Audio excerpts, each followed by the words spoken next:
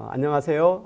2020년도 1학기 사회심리학 강의에 오신 것을 환영을 합니다.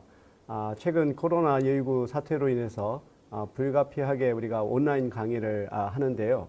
2주 동안은 우리가 이 녹화된 사회심리학 강의를 여러분이 시청을 하시고, 그리고 수업 시간에는 우리가 실시간 그 강의 방식으로 진행을 해서 여러분이 마치 그 플립트 러닝 식으로 수업 전에 미리 이 강의를 듣고 학습을 한 후 정규 수업 시간에는 함께 우리가 토론하는 그런 방식으로 진행을 하겠습니다.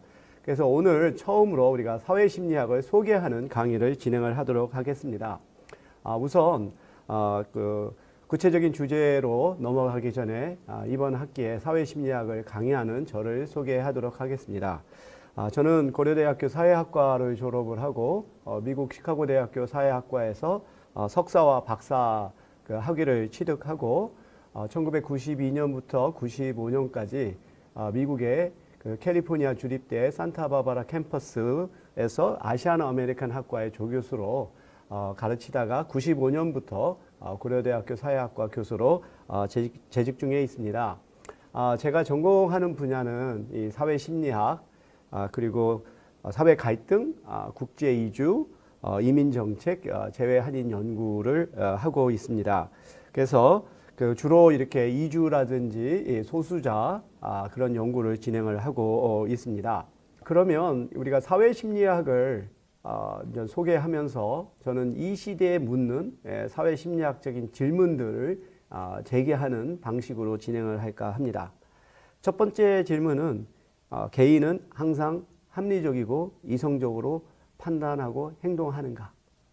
저는 이 질문에 대한 하나의 그 구체적인 사례로 최근 우리나라뿐만 아니라 전 세계를 패닉 상태로 몰아넣은 코로나19 사태를 사례로 한번 들어서 설명을 할까 합니다.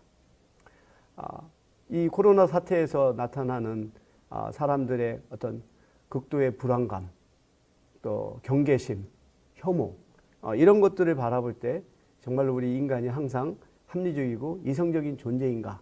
라고 하는 것에 대한 근본적인 질문을 하죠. 이와 같은 사회심리학적인 질문은 인간은 항상 합리적이고 이성적이다라고 생각하는 그런 기존의 통념, 특히 이제 경제학적인 이론이 기초하고 있는 것에 완전히 상치되는 거라고 볼 수 있겠죠. 그리고 두 번째 질문은 이 디지털 네트워크 시대에서 무한한 정보를 자유롭게 수집하고 교환할 수 있게 되었는데 사람들의 인식과 행동은 과거보다 합리적이고 민주적이 되었는가라고 하는 질문입니다. 과거에는 이 지식과 정보라고 하는 것이 소수의 엘리트들만이 독점을 하고 그와 같은 그 지식 권력을 가지고 대중들을 지배했다고 볼 수 있어요. 하지만 이제는 누구나 지식과 정보를 인터넷을 통해서 수집하고 또 유튜브를 통해서 생산하고 또 SNS를 통해서 공유하는 시대가 되었습니다. 그렇다고 해서 우리가 과거보다 훨씬 더 합리적이고 이성적이 되었는가? 그렇지 않다라고 하는 사례를 최근에 이렇게 확산되고 있는 가짜 뉴스를 통해서 볼 수 있죠. 아무런 근거 없이 만들어진 가짜 뉴스가 사람들을 정말로 흥분시키고 증오하게 만드는 이런 것들을 바라볼 때 오히려 과거보다 그 합리적이고 민주적이 됐다라고 믿을 수 없게 만드는 요인이라고 볼 수 있겠습니다. 세 번째로는 개인적으로는 도덕적이고 관용적인 개인들이 집단을 이루게 되면 왜 비도덕적이고 폭력적이 될까라고 하는 질문입니다. 이 질문에 대한 답을 그 미국의 신학자인 그 라인홀드 니부어라고 하는 그 학자가 도덕적 인간과 비도덕적 사회라고 하는 책을 써서 설명을 했습니다. 보면 개인 수준에서는 상당히 민주적이고 도덕적인 사람들이 하나의 집단을 이루게 되면 훨씬 더 폭력적인 그리고 비도덕적인 하나의 집단으로 변하는 것을 우리는 뭐 최근 사태를 통해서도 확인할 수가 있습니다. 그 네 번째 질문은 전 세계에 확산되고 있는 이민자, 난민, 성소수자에 대한 편견, 혐오차별, 배제는 왜 일어나는가라는 것이죠. 지금 코로나 사태를 통해서 처음에는 중국인에 대한 혐오 표현, 다음에는 국내에 있는 중국 동포, 또 신천지 교인, 또 지역적으로는 대구 경북에 대한 사람들의 두려움, 혐오 표현이 갈수록 확대되고 있죠. 근데 우리가 이렇게 누군가에게 하나의 책임을 전가하는 희생양을 찾는 것은 이런 공포 상태에서 일반적으로 나타나는 현상입니다. 근데 여기서 우리가 굉장히 주의해야 될 것은 가해자가 피해자가 될 수 있고 또 피해자가 또 가해자가 될 수 있다는 거죠. 이 바이러스에는 국경이 없다고 하죠. 또 국적이 없다고 그럽니다. 그렇기 때문에 누군가를 하나의 타자화시키고 그 집단에게 책임을 전가하는 그런 행위는 언제든지 부메랑이 돼서 자기에게 돌아올 수가 있어요. 우리가 중국인에 대한 하나의 책임을 묻고 혐오 표현을 하는데 외국에 나가면 중국인과 한국인이 구별이 안 되고 동양인에 대한 혐오 표현으로 이렇게 발전할 수가 있는 것이죠. 그래서 캐롤린 MK라고 하는 여성 학자가 혐오 사회라고 하는 책을 최근에 펼쳤는데 바로 이러한 코로나 사태가 일어나기 이전부터 유럽을 비롯해서 전 세계에서 퍼지는 다양한 형태의 소수자들에 대한 다수자들의 혐오의 문제를 제기하고 있습니다. 다섯 번째 질문은 여전히 우리 사회에서 중요한 화두이면서 키워드라고 할 수 있는 세대의 문제죠. 과거 1960년대부터 그다음에 80년대까지 우리 한국 사회에 굉장히 고성장을 이뤘죠. 그 시대에 태어나서 또 한국 사회의 경제 발전의 주역이 되고 또 혜택을 받았던 세대가 우리가 베이비붐 세대라고 볼 수 있어요. 이 베이비붐 세대는 그들의 가치관을 저는 성취지향적이다라고 봅니다. 그래서 뭔가 열심히 노력하고 근검절약하고 그러면은 더 나은 미래가 있을 수 있다라고 하는 하면 된다라고 하는 가치관. 그리고 물질주의 가치관이 굉장히 팽배하죠. 반면 그들의 자녀 세대를 우리가 에코 세대 또는 밀레니엄 세대라고 부르거든요. 근데 밀레니엄 세대가 지금 현재 살고 있는 한국 사회는 경제 성장률이 2%, 3%에 못 미치는 저성장 사회죠. 그래서 열심히 일한다고 미래가 보장될 수 없는 그런 사회가 되었습니다. 이러한 사회를 살아가는 젊은 세대는 불확실한 미래를 위해서 어떤 장기간의 투자를 하기보다 현재 누릴 수 있는 확실한 행복을 추구하려고 하는 이런 가치관을 갖게 되었죠. 그리고 이들은 부모 세대보다 훨씬 더 환경이라든가 사회적 공헌이라든가 와 같은 탈물질주의 가치관을 더욱더 중요하게 여기는 그런 세대라고 볼 수 있습니다. 이러한 서로 다른 가치관을 가진 두 세대가 지금 공존하고 있는 이 상황에서 또 세대 간의 갈등 이런 문제도 발생할 수 있습니다. 마지막으로 다인종, 다민족, 다문화 사회에서 서로 다른 출신 배경과 가치를 가진 사람들은 어떻게 공존할 수 있는가라고 하는 질문입니다. 지금 우리 한국에는 외국인이 한 260만 명을 돌파를 해서 전체 한국 인구의 5%가 이러한 이주 배경을 가진 사람들로 구성되어 있어서 명실공히 다문화 사회로 진입했다고 볼 수 있습니다.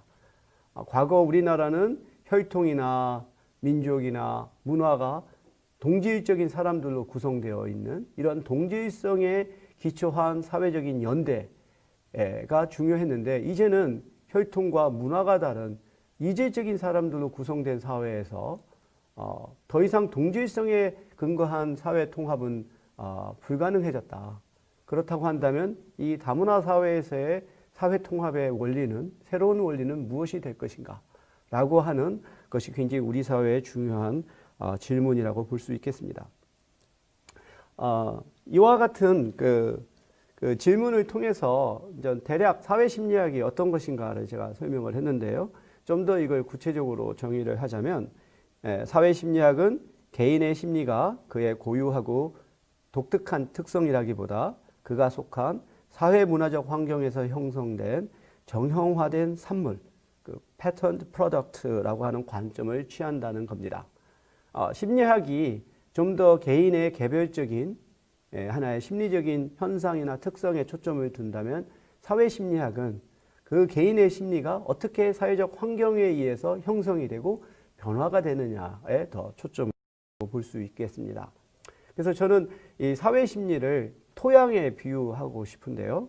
우리가 같은 나무라 할지라도 어느 땅에 심어지느냐에 따라 그 나무가 잘 자랄 수도 있고 자라지 못할 수도 있죠.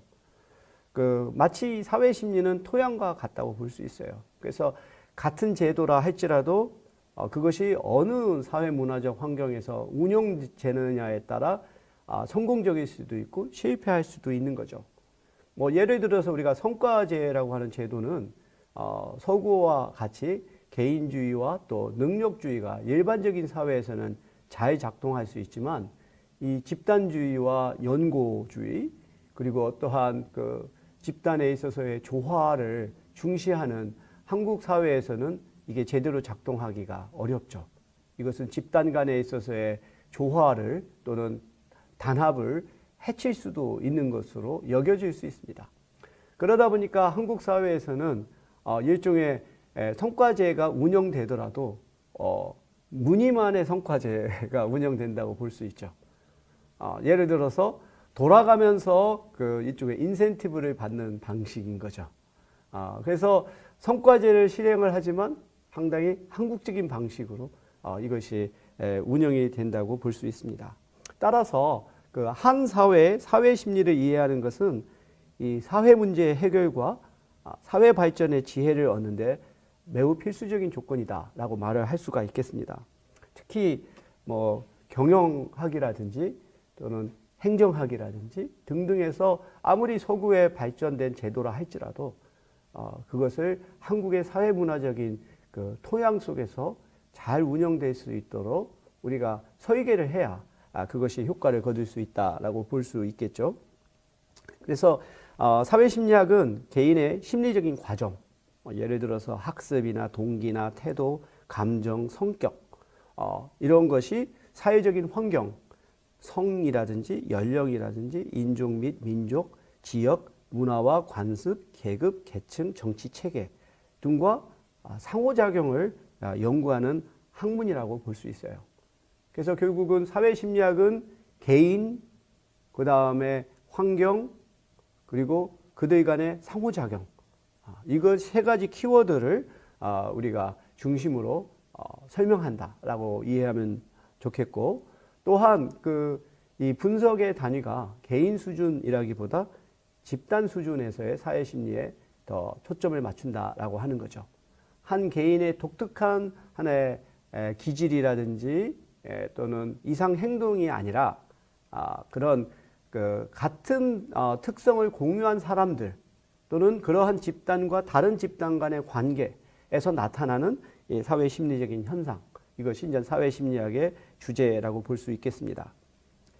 이번 학기에 제가 이제 사회 심리학을 강의하면서 강의의 목표는 세 가지가 있습니다. 첫 번째는 사회 심리학의 주요 이론과 개념을 이해하는 겁니다.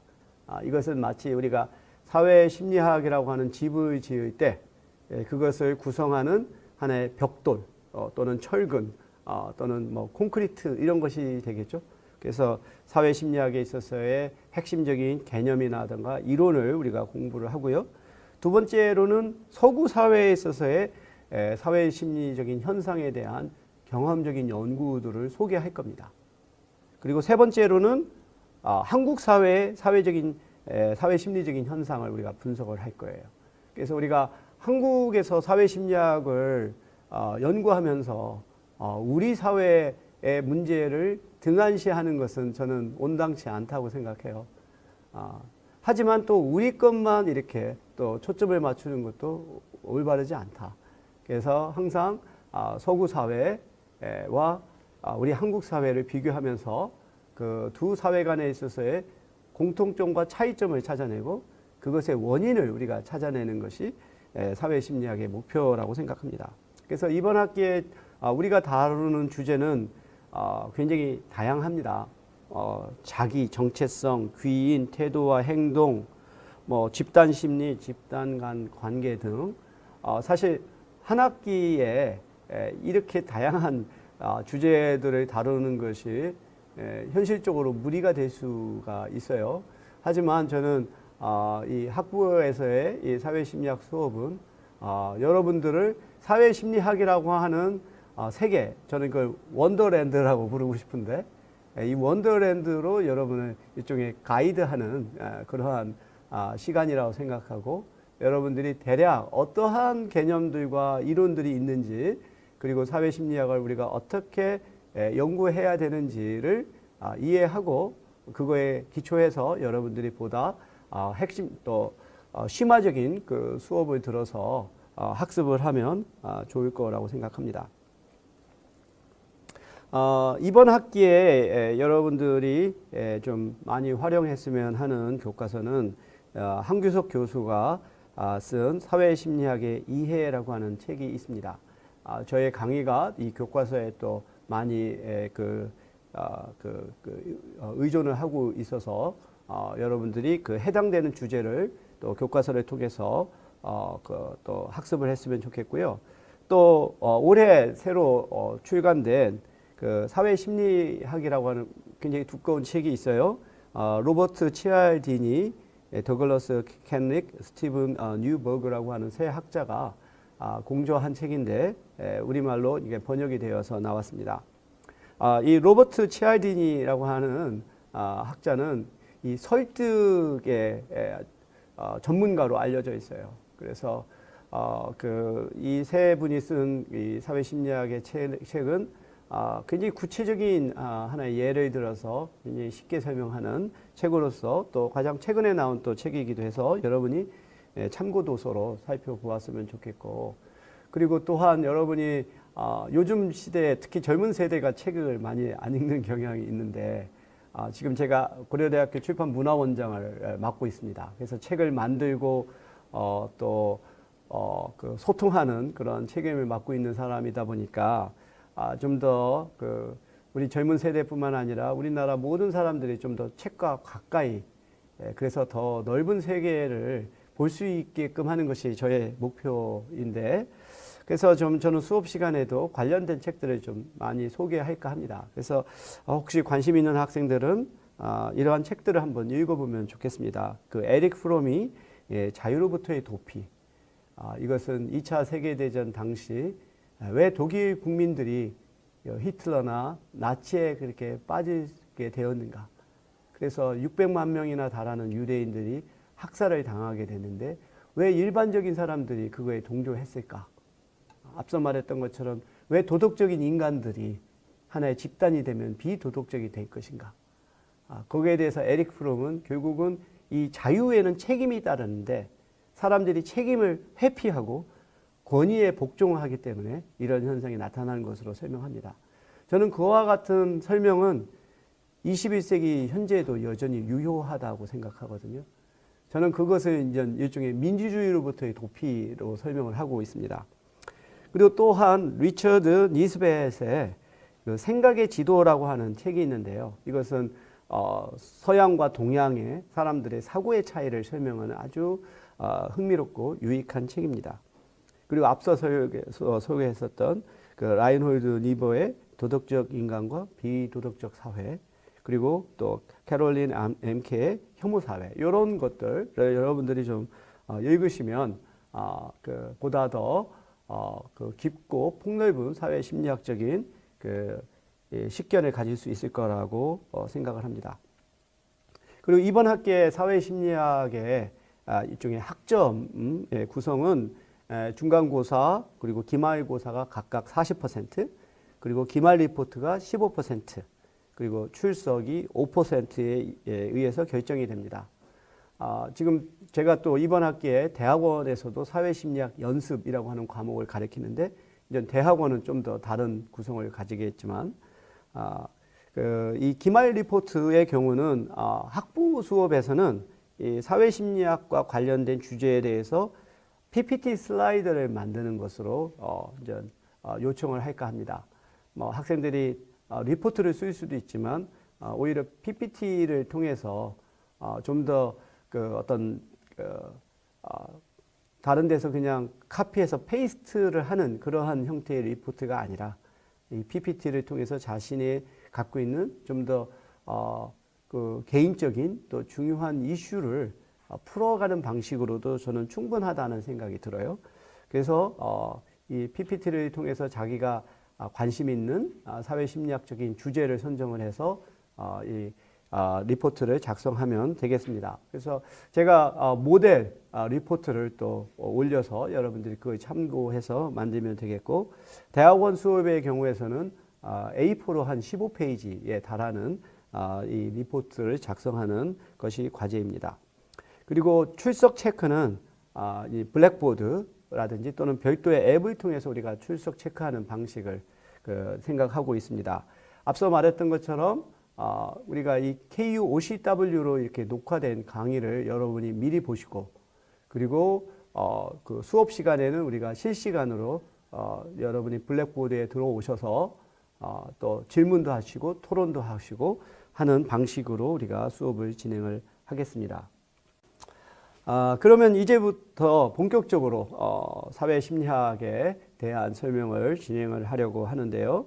이 사회심리학은 다음과 같은 하나의 관점을 갖고 있어요. 첫 번째는 개인의 행동과 동기와 인식에 대한 연구죠. 하지만 이러한 것이 그 개인의 독특한 또는 굉장히 예측 불가능한 또는 일시적인 현상이 아니라 사회문화적인 환경에 의해서 이것이 하나의 정형화된 패턴과 규칙성을 가지고 나타난다라고 보고 있죠.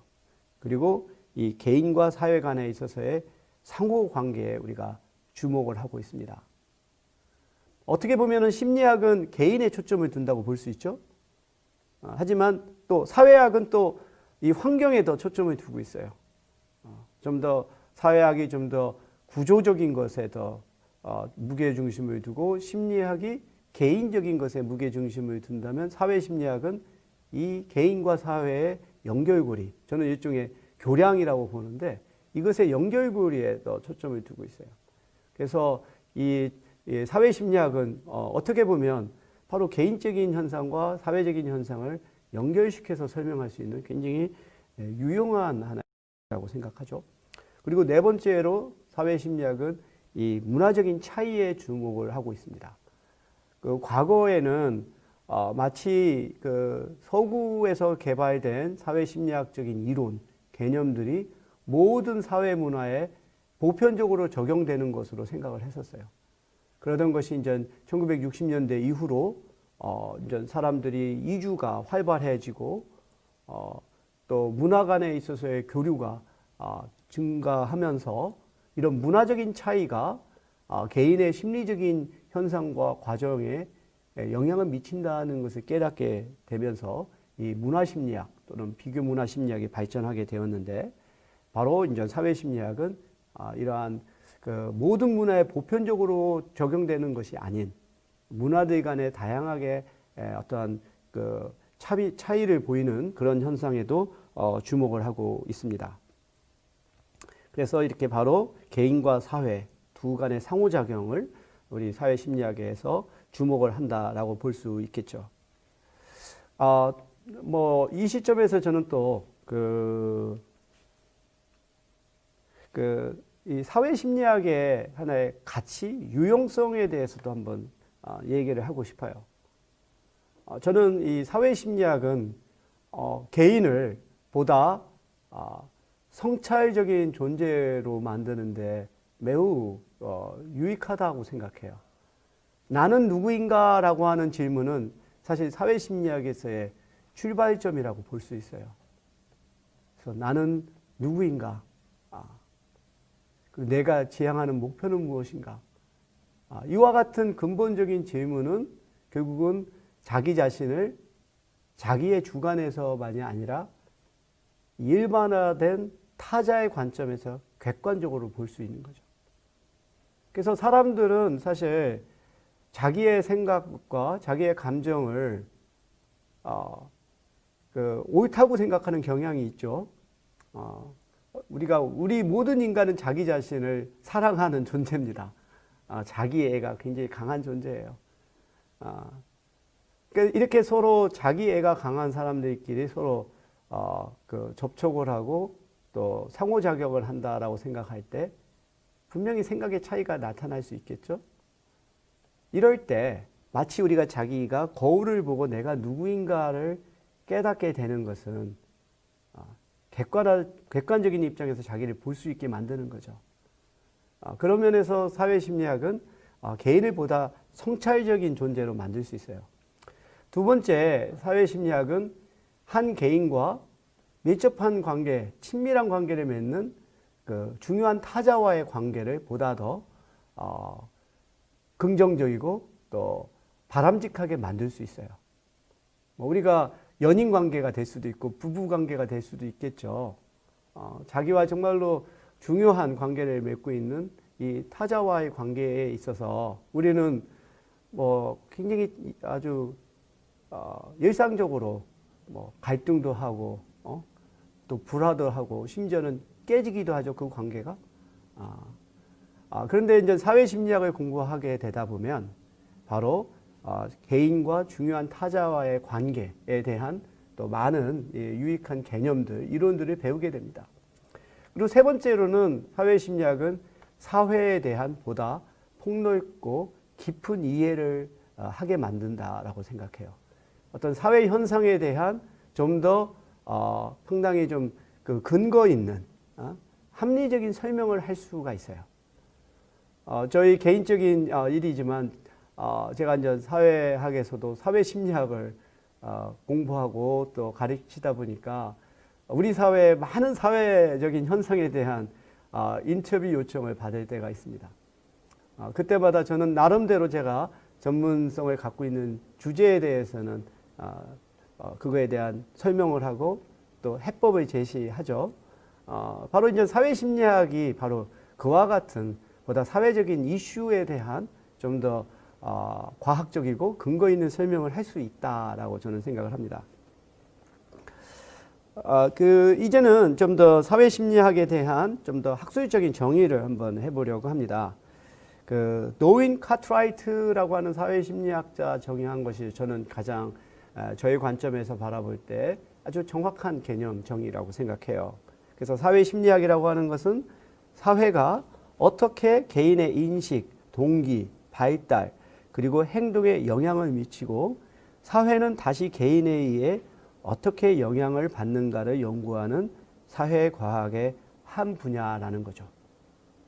그래서 여기에 정의에는 굉장히 중요한 세 가지 요인들이 있어요. 하나는 사회가 개인에게 미치는 영향, 그리고 개인이 사회에게 미치는 영향, 그리고 이것을 과학적으로 분석한다라고 하는 거죠. 우리가 사회가 개인에게 영향을 미치는 것에 대해서는 뭐 일찍이 알죠. 그걸 사회학에서는 사회화, 소셜라이제이션이라고 하는 것을 통해서 설명하죠. 그래서 우리는 태어나는 순간부터 부모에 의해서 가정교육이라고 하는 방식으로 사회화를 겪고 이제 청소년이 돼서 학교에 가면 학교 교육이라고 하는 것을 통해서 또 사회화를 겪고 이제 성인이 돼서 직장에 들어가게 되면 또 직장에서의 문화에 의해서 사회화를 겪고 그래서 나중에 우리가 은퇴를 하고 노년이 되어서 정말로 노년기를 맞이하게 되면 또 노년으로서 살아가는 방식에 의해 또 사회화가 되죠. 그래서 우리는 요람에서 무덤으로까지 사회화의 과정을 겪는다라고 볼 수 있어요. 그렇게 보면 마치 우리 인간이라고 하는 존재는 사회에 의해서 결정되는 존재로 생각할 수가 있어요. 그러면 사회 변화라고 하는 것은 어떻게 가능할까라고 하는 질문이 나오겠죠. 어떻게 사회가 모든 인간을 구조화하는데 어떻게 사회가 변할 수가 있겠어요? 그렇지만 사회심리학에서는 굉장히 인간이라고 하는 존재를 능동적이고 창의적이고 독립적인 존재로 보는 경향이 있습니다. 이것이 이제 사회심리학이 다른 사회학의 분야, 뭐 예를 들어서 조직론이라든지 계층론이라든지 그런 것과 차이점이라고 볼 수 있어요. 하나의 개인을 하나의 에이전시로 보는, 변화의 주체로 보는 이런 것이 사회심리학의 저는 강점이라고 보는데, 그러면 사회는 어떻게 바뀌는가? 저는 그거에 대한 설명은 개인이 바뀌기 때문에 사회가 바뀐다는 거죠. 이것은 어떤 설명이냐 하면 우리가 세대 얘기를 했었죠. 세대라고 하는 것은 동일한 시기에 출생해서 동일한 그 경험을 겪은 사람들이죠. 그러다 보니까 동일한 하나의 가치관을 갖게 되는 거죠. 근데 이 세대는 시간이 지나면서 바뀌게 돼요. 그 베이비붐 세대가 60년대에 출생해서 80년대에 사회의 주역이 되었고 이제 2022년이 돼서 은퇴를 해 가고 있죠. 앞서 말했던 것처럼 이 베이비붐 세대는 굉장히 아주 성장과 성공을 추구하는 경향이 강하다고 했죠. 근데 그들의 자녀 세대는 상대적으로 행복, 또 자기 실현, 또는 사회적 가치 이런 것들을 중시하는 사람들이죠. 그래서 베이비붐 세대를 지금 와서 사람을 바꿀 수는 없어요. 이미 형성된 가치관을 교육을 통해서 바꾼다는 것은 거의 불가능하다고 볼 수 있는데 사람은 바꿀 수가 없지만 동일한 사람을 새롭게 바꿀 수는 없어도 다른 가치관을 가진 사람들이 그 사회의 주역이 되었을 때 그들은 사회를 바꾸게 되는 거죠. 그래서 저는 사회 변화를 그런 식으로 설명을 합니다.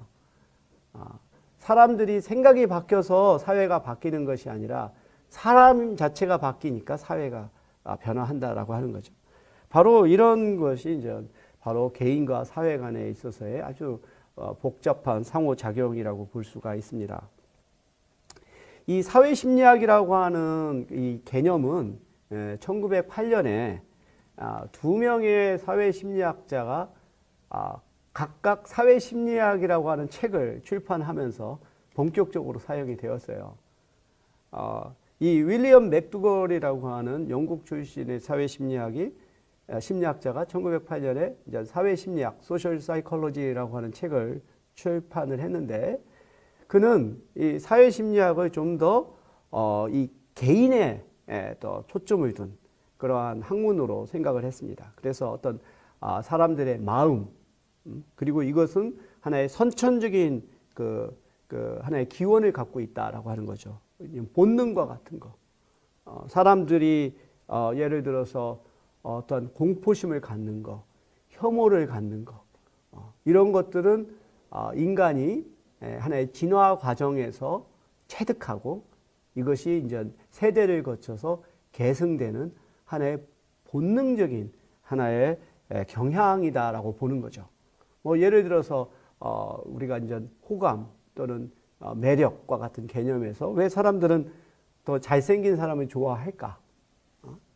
이런 것들은 그 하나의 아까 말했던 것처럼 오랜 진화 과정에서 그 사람들이 체득한 하나의 선천적인 경향이다라고 설명을 하는 거죠. 그 반면 에드워드 로스라고 하는 미국의 그 사회 심리학자는 보다 더 사회적인 힘에 더 초점을 두었어요. 이것이 하나 사람들이 보이는 행동이 하나의 선천적인 경향이라기보다 이것은 그 시대의 사회문화적인 하나의 산물이다라고 하는 생각을 갖는 거죠. 뭐 대표적인 것이 하나의 패션, 유행과 같은 거죠. 왜 어느 시대에는 그 롱팬츠가 유행하다가 어느 시기에는 숏팬츠가 되고 그 유행어도 굉장히 많이 바뀌죠. 요즘 가장 유행하는 말이 계획이 있구나라고 하는 말일 것 같아요. 영화 기생충에서 나온 너는 계획이 있구나 하는 이 문구가 뭐 사방에서 다 쓰여지고 있죠. 그래서 이런 유행이라고 하는 것도 바로 어떻게 선천적인 경향으로 설명할 수 있겠습니까? 바로 그 시대의 하나의 문제 상황을 잘 캐치하기 때문에 그 유행어가 나오는 거죠. 우리나라 사람들은 굉장히 그런 면에서는 창의적인 사람이라고 생각돼요. 요즘 코로나 바이러스로 인해서 확진자가 굉장히 경계하는 공포스러운 말이죠. 근데 그 확진자도 무섭지만 또 하나의 종류가 확진자라고 하더라고요. 사람들이 외부로 나가지 않다 보니까 집안에서만 계속 있게 되고 그러면서 살이 확실하게 찐 그런 사람을 확진자라고 부르고 확진자의 동선이 지금 또 인터넷상에서 떠들고 있어요. 소파에서 식탁, 식탁에서 냉장고, 침대, 다시 또 소파로 가는 이런 확진자들의 동선이라고 하는 유행어가 나오고 있던데 바로 이런 것이 그 사람들이 다 공감하고 있는 문제를 잘 캐치해 주니까 유행이 되는 거죠. 이런 것은 어떻게 우리가 본능으로 설명할 수 있겠습니까? 그래서 에드워드 로스는 바로 이러한 그 사회 심리적인 현상에 있어서의 하나의 사회적인 그 요인에 초점을 두었다라고 볼 수 있겠습니다. 그래서 이제 사회 심리학적인 이 연구에서는 우리가 사회학적인 사실이라고 하는 우리가 그 에밀 듀르켐이 말했던 이 개념에 굉장히 기초하고 있죠. 결국은 이러한 사회 심리적인 현상 그 자체는 사람들 간의 상호작용을 통해서 만들어지지만 일단 그것이 만들어지고 나서는 그것 자체가 하나의 영향력이 돼서 사람들에게 엄청난 그 힘을 가하게 되는 거죠. 그래서 이제 사회학적인 연구는 바로 이와 같은 사회학적인 사실에 우리가 초점을 둔다고 볼 수 있습니다. 저는 하나의 우리 한국적 상황에서 사회학적인 사실로 들 수 있는 게 외모주의라고 볼 수 있어요. 그 영어로는 또 루키즘이라고 부르죠.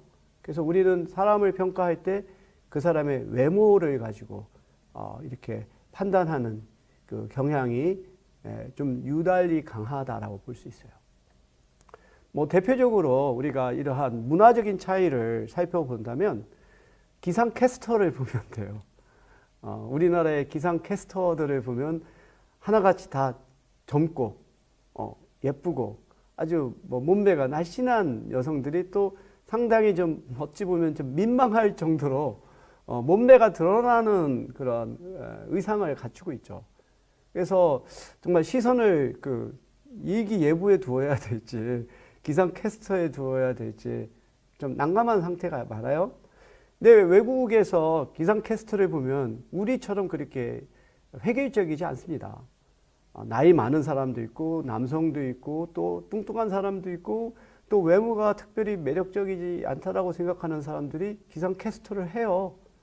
근데 우리는 너무나도 일률적이죠.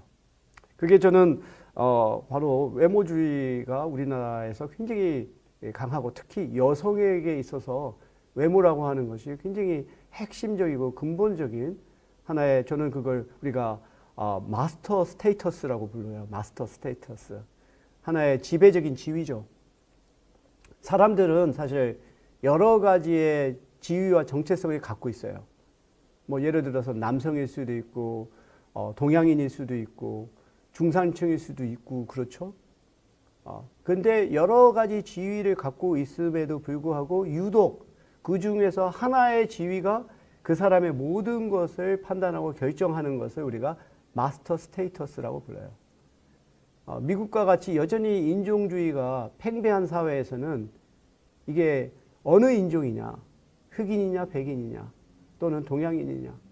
그래서 흑인이 아무리 교육을 받고 또 전문직이라 할지라도 흑인이라고 하는 지위로 인해서 대접을 받지 못하는 이런 것들이 마스터 스테이터스라고 한다면 나는 우리 한국에서는 외모가 그와 같은 역할, 특히 여성에게 있어서는 그와 같은 힘을 갖고 있다라고 봐요. 그래서 저는 그와 같은 것이 나름대로 우리 한국의 오랜 좀 역사와 전통과 연계되어 있다라고 생각합니다. 우리는 일찍이 신원서판 해서 제일 먼저 신이 나오죠. 그 사람의 외모, 말, 글쓰기 판단하는 이것이 이제 사람의 됨됨이를 평가하는 기준인데 제일 먼저 나오는 게 신체예요. 그리고 우리는 굉장히 체면을 중시 여기는 전통을 갖고 있잖아요.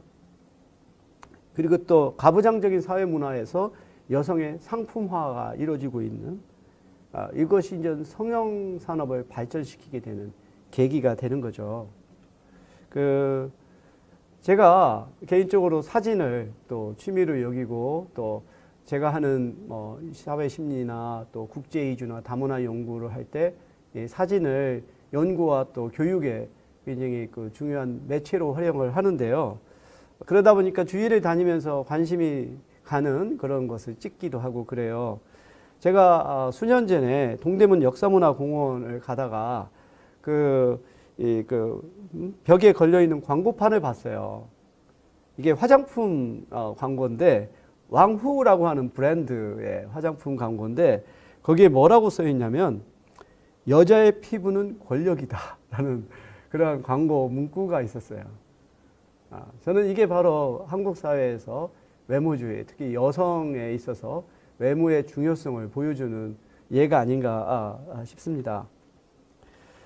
그리고 또한 제가 그 강남구의 논현동 신사역에서 또 이러한 BK 성형외과라고 하는 아주 종합 성형외과의 광고판을 보았는데요. 그래서 이것을 제가 찍고 한국사회학회에서 한때 사진전을 연 적이 있는데 제가 이것을 출품을 했어요. 그래서 저는 그걸 성형천국, 코스메틱 패러다이스라고 마치 시네마 천국처럼 그런 제목으로 그 광고판을 사회 심리적으로 설명을 했습니다. 한번 제가 읽어보겠습니다. 한국에서 외모는 개인의 특성뿐만 아니라 개인의 능력으로까지 받아들여진다. 치열한 경쟁 사회에서 개인들은 사회적으로 매력 있게 보일 수 있는 외모를 만들기 위해 기꺼이 고비용과 고위험의 성형수술을 감행한다. 이로 인해 한국은 전 세계에서 인구 대비 성형수술률이 가장 높은 나라이다. 성형에 대한 폭발적인 욕구는 BK 성형외과와 같은 종합 성형수술병원을 낳았다. 진정한 원스톱 서비스를 제공하는 이 병원은 지하 주차장에 도착해서 그 다음 층에서 접수하고 계속 한 층씩 올라가면서 상담하고 치료하고 수술을 준비하고 수술을 한 다음에 회복하고 입원하는 순서를 밟는다. 한국의 성형 문화는 남들과 달라지기보다 오히려 닮아지려는 집단 규범의 동조로 볼 수 있다. 라고 저는 설명을 합니다. 결국 한국에서의 성형수술은 남들과 달라지기보다 오히려 모델이 된다라고 하는 것에 자기가 닮아지려고 하는 하나의 집단 규범의 동조의 강한 압력으로 인한 것이라고 볼 수 있죠. 그래서 이와 같은 현상은 우리가 본능적인 것도 있겠지만 바로 유별나게 한국에서 이것이 강한 것은 한국 사회의 사회문화적인 영향 때문이다라고 볼 수 있겠습니다. 앞서 제가 여러 차례 이제 심리학과 사회학의 차이를 설명을 했었죠. 그래서 그 심리학은 좀 더 심리학적 과정 자체에 초점을 두는 경향이 있어요. 그리고 개인을 하나의 분석의 단위로 보죠. 하지만 사회학자들은 개인보다 큰 단위의 사람들의 집합, 뭐 예를 들어서 집단, 뭐 지역 공동체, 사회 계급 또는 전체 사회에 관심을 가지고 그래서 사람들 간의 하나의 연합체에 우리가 초점을 두고 그것을 분석의 출발점으로 삼죠. 그래서 앞서 소개했던 그 도윈 카트라이트는 그룹 다이내믹스라고 하는 개념을 이렇게 연구한 학자입니다. 사람들과 사람들 사이에 집단을 이루었을 때 그 집단이 사회 사람들에게 영향을 미치는 그래서 개별적으로는 행동하지 않던 것이 집단 속에 들어가면서 나타나는 그런 현상들이 나타나죠. 뭐 그 군대를 제대하고 사회에 복귀한 예비군들은 그 일정한 또 시기에 모여서 예비군 훈련을 받잖아요. 그러면은 평상시에 하지 않던 행동들을 예비군 그 군복을 입고 그 예비군 훈련을 할 때 그런 행동을 보여요. 바로 이렇게 집단 속에 자기가 들어갔을 때 개인이 평상시에 하지 않는 행동들이 이제 나타나는 것이죠. 그래서 이렇게 집단이 개인에게 영향을 미치는 것, 이것이 이제 사회심리학의 주제라고 볼 수 있습니다. 그래서 심리학에서는 앞서 말했던 것처럼 개인에게 초점을 맞추기 때문에 개인 수준에서의 심리적인 현상에 초점을 두죠. 그래서 우리가 사회심리학을 이번 학기에 배울 때 처음 출발점은 바로 개인 수준의 심리학적인 현상과 메커니즘에 출발할 겁니다. 예를 들어서 지각, 추론, 동조, 대인 매력, 귀인. 귀인이라고 하는 것은 어떤 원인을 찾는 거예요. 어떤 결과가 일어났을 때 그것의 원인의 무엇인가를 찾는 과정을 귀인이라고 부르는데, 우리가 결과를 어떻게 해석하느냐에 따라 앞으로 취할 행동이 달라지죠. 심지어 우리가 느끼는 감정도 달라져요. 예를 들어서 사랑하는 사람의 죽음, 이렇게 사랑하는 사람의 죽음이라고 하는 하나의 결과를 놓고 우리가 그것을 어떻게 해석하느냐에 따라 그 사람의 감정이 달라지죠. 이것을 뭔가 이제 더 편안한 사후세계로 가는 거라고 생각하면 좀 더 슬픈 마음이 좀 더 가라앉을 수 있겠죠. 하지만 뭔가 그 아쉬움이 계속 남는 것으로 본다면 거기서 쉽게 벗어나기 어려울 거예요. 또는 우리가 어떠한 것을 추구했는데 그 목표를 달성하지 못했을 때, 실패했을 때 그것도 우리가 어떻게 해석하느냐에 따라 달라질 수 있어요. 이걸 만약에 남의 탓으로 돌리면, 부모 탓으로 돌리면 부모에 대한 원망이 나오죠. 하지만 이것을 자기 탓으로 돌리면 더욱 분발하게 될 수 있죠. 그래서 우리가 정말로 어떻게 원인을 찾느냐가 매우 중요합니다. 그리고 또 공격이 있을 수 있죠. 혐오 차별도 공격일 수 있어요. 하지만 또 이타적인 행동도 나오죠. 오늘 제가 오면서 라디오 방송을 들었는데 그 인천에 있는 초등학생들 한 12명이 계속해서 용돈을 모아서 여행을 가기로 했대요. 그러다 코로나 사태를 보고서 그들이 모은 돈을 우리 돈으로 따지면 한 그래도 100만 원 정도 가량이 되는 돈이던가 보던데, 그것을 여행 계획하지 않고 어느 기관에 기부를 해서 코로나 그 사태를 해결하는 데 써달라고 이렇게 어린 아이들이 기부를 했다고 합니다. 그러면 사람들은 왜 이기적인 존재고 자기만을 생각하는 것으로 생각하는데 이타적인 행동은 왜 할까? 이 아이들은 타고날 때부터 이런 이타적인 생각을 가졌던 사람일까? 아니면 이들은 어떠한 그 교육을 통해서 그런 생각을 가졌을까? 이런 것들이 하나의 이타적 행동 또는 친사회적인 행동의 주제가 되겠죠. 그리고 태도와 태도 변화, 이런 중요한 이슈들이 심리학의 중요한 주제가 되죠. 그래서 사회심리학이라고 하는 것은 한편으로는 심리학적인 사회심리학이 있을 수 있고 사회학적인 사회심리학이 있을 수 있어요. 그래서 실제로 우리 고려대학교 심리학과에는 사회심리학이라고 하는 과목이 개설되어 있어요. 우리 고려대 심리학과는 전국에서도 굉장히 아주 훌륭한 학과이고 훌륭한 또 학자들이 많고 또 이러한 그 사회심리학, 문화심리학을 또 연구하시는 훌륭한 학자들이 많습니다. 이렇게 심리학적인 사회심리학의 관점에서 사회심리학은 어떻게 정의가 되냐면, 고든 올포트라고 하는 아주 대표적인 심리학자는 개인들의 생각, 감정, 행위가 실제적이든 가상적이든 타인의 존재에 의해서 영향받는가를 이해하고 설명하기 위한 시도라라고 설명을 했어요. 바로 이게 여기서는 이제 개인과 사회라기보다 개인과 타자의 관계죠. 그래서 자기 옆에 실제로 타인이 존재하든 또는 가상적으로 생각하든 간에 타인의 존재가 개인에게 영향을 미치는 것을 연구하는 거죠. 예를 들어서 우리가 어린 아이가 어떤 행동을 하는데 내가 이 행동을 해야 할까 말까를 결정할 때 그가 판단의 근거는 뭘까요? 한편으로는 자기가 그 행동을 하면 어떤 보상과 처벌이라고 하는 하나의 것을 판단을 해서 행동을 할 수 있죠.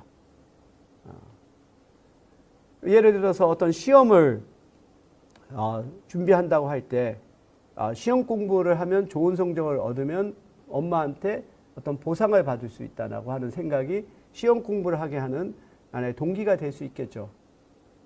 그런데 이 아이가 좀 더 성숙하게 되면 자기가 어떤 행동을 했을 때 그거에 대한 즉각적인 보상과 처벌이 아닌 하나의 가상적인 타인의 존재에 의해서 행동을 하게 돼요.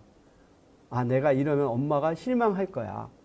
내가 이렇게 행동하면 엄마가 기뻐할 거야. 당장 엄마가 옆에 없어도 이런 가상적으로 생각하는 것이 그 사람의 행동에 영향을 미칠 수 있죠. 그래서 이렇게 심리학자들은 바로 이렇게 개인과 또 중요한 타자와의 관계에 더 초점을 둔다라고 볼 수 있겠습니다. 반면 사회학자들은 더욱더 광범위한 사회 현상에 관심을 갖죠. 역할, 사회화, 사회운동, 집합행동, 일탈, 건강, 직업, 사회이동 등등.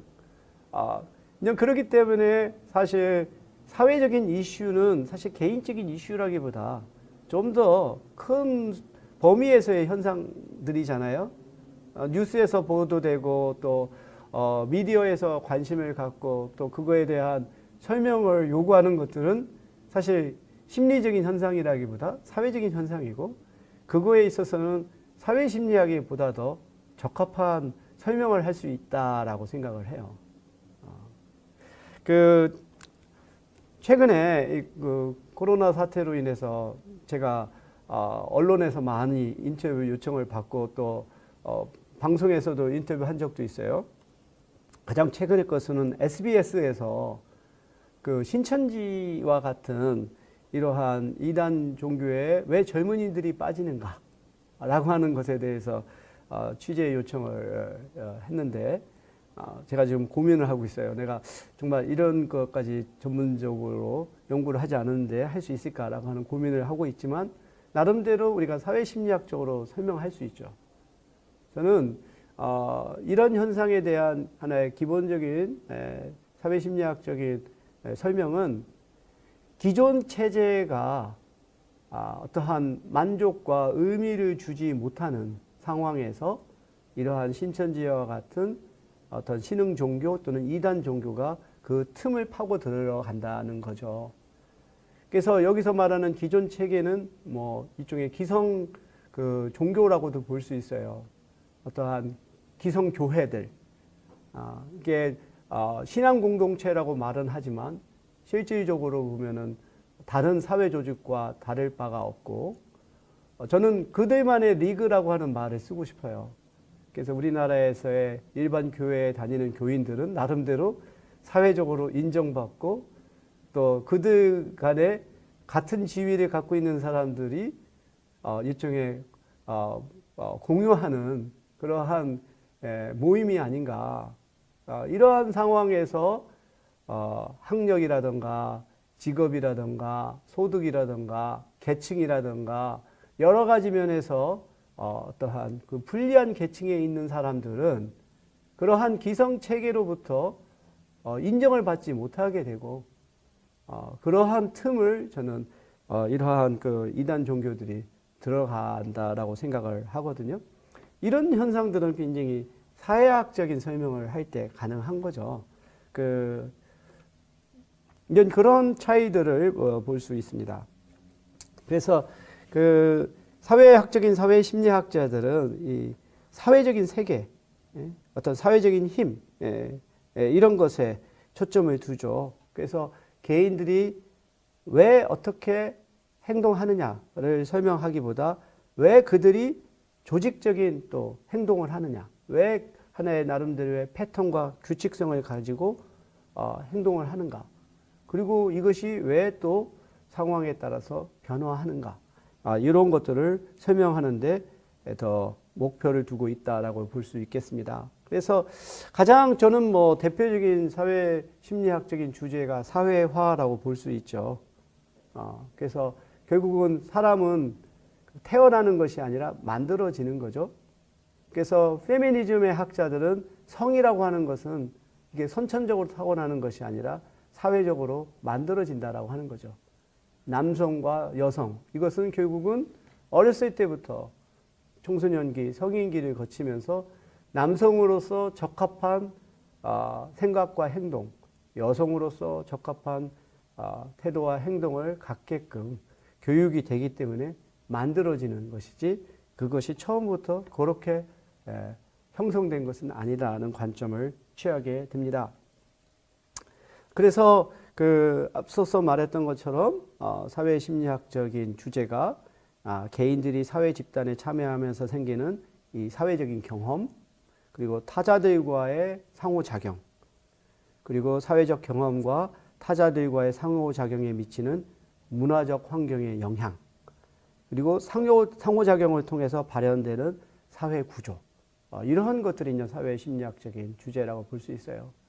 그래서 보통 우리가 사회심리학은 사회구조라고 하는 것에 관심이 없는 것으로 생각하는 경향이 있죠. 그래서 이 사회구조라고 하는 것은 사회심리학의 주제라기보다 어찌 보면 조금 더 구조적인 그러한 사회학들, 뭐 계층론 또는 조직론 이런 식으로 설명하죠. 하지만 사회심리학의 관점에서도 사회구조를 설명할 수 있어요. 그래서 앞서 말했던 것처럼 어떻게 사회 변화가 가능한가? 어떻게 구조화된 것이 그 스스로 바뀔 수가 있겠습니까? 그거에 대한 굉장히 적절한 설명을 사회심리학이 할 수 있어요. 사회구조를 구성하는 구성원들이 변화하면서 사회구조가 바뀐다라고 우리는 설명할 수가 있죠. 근데 이제 사회심리학에는 또 우리가 두 가지의 서로 다른 관점과 접근법이 있어요. 하나는 성격과 사회 관점이라고 하는 그러한 접근 방식이 있고, 또 한 가지는 이 상징적 상호작용론이라고 하는 또 하나의 접근법이 있습니다. 둘 다 사회심리학적인 연구이지만 이쪽에 바라보는 관점이 다르고 연구 방법이 달라요. 그럼에도 불구하고 이 두 가지의 관점은 서로 상호 보완적이다.